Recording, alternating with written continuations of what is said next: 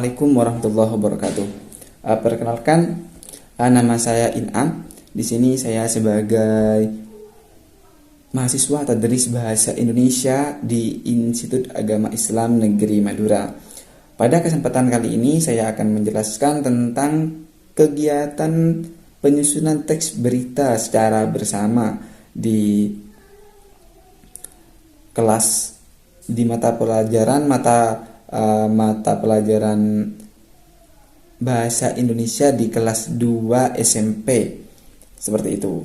Nah, tujuan untuk penjelasan ini tidak lain mengacu pada hadis Nabi yang mengatakan bahwa khairun nasi anfa'uhum linnas.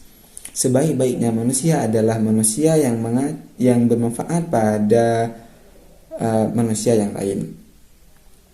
Selain itu, penjelasan ini bertujuan untuk memenuhi tugas UAS mata kuliah keterampilan menyimak. Langsung saja, penyusunan teks berita secara bersama. Nah, penyusunan teks berita secara bersama ini dilakukan secara kelompok. Hanya saja sebelum kita melakukan secara kelompok, kita harus mempelajari bagaimana cara menyusun teks berita secara mandiri terlebih dahulu. Pertama-tama hal yang harus kita pelajari atau kita kembangkan untuk penyusunan berita yaitu mengembangkan atau kita harus mempunyai pertanyaan 5W1H, yang mana 5W1H itu berupa apa, kapan, di mana, siapa, bagaimana, dan mengapa. Seperti itu. Oke, saya akan memberikan contohnya terlebih dahulu. Seperti apa? Peristiwa apa yang kalian perlu buat berita? Seperti itu. Semisal kecelakaan. Peristiwa apa? Yaitu kecelakaan. Yang kedua, kapan peristiwa itu terjadi. Nah, ketika kita mengacu pada kapan, maka waktu dan tanggal hari itu bisa dijelaskan di kapan itu. Di kecelakaan itu kapan terjadinya, kemudian di mana kecelakaan itu terjadi. Dan yang keempat yaitu siapa yang kecelakaan atau siapa orang yang kalian lihat pada waktu kecelakaan itu.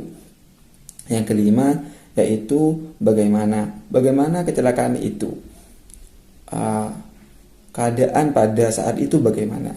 Dan yang keenam yaitu mengapa kecelakaan itu bisa terjadi. Nah, itu adalah pertanyaan 5W1H yang dalam hal ini sangat perlu untuk penyusunan bagi orang-orang yang ingin membuat berita seperti itu. Nah, kemudian secara bersama penyusunan teks berita secara bersama di kelas 2 SMP ini, kita membuat terlebih dahulu 3-4 kelompok. Kemudian kita memberikan tugas pada kelompok tersebut dengan berita yang lain sesuai apa yang mereka atau kelompok mereka ingin sajikan, seperti itu. Dengan alasan atau dengan acuan teori yang tadi yaitu 5W1H, seperti itu. Setelah itu baru kita cek bagaimana hasil dari pengerjaan atau hasil dari kelompok itu mengerjakan sebuah berita.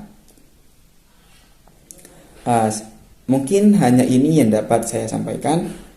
Kurang lebihnya saya mohon maaf, karena saya manusia, yaitu tempatnya hilaf dan dosa, seperti itu.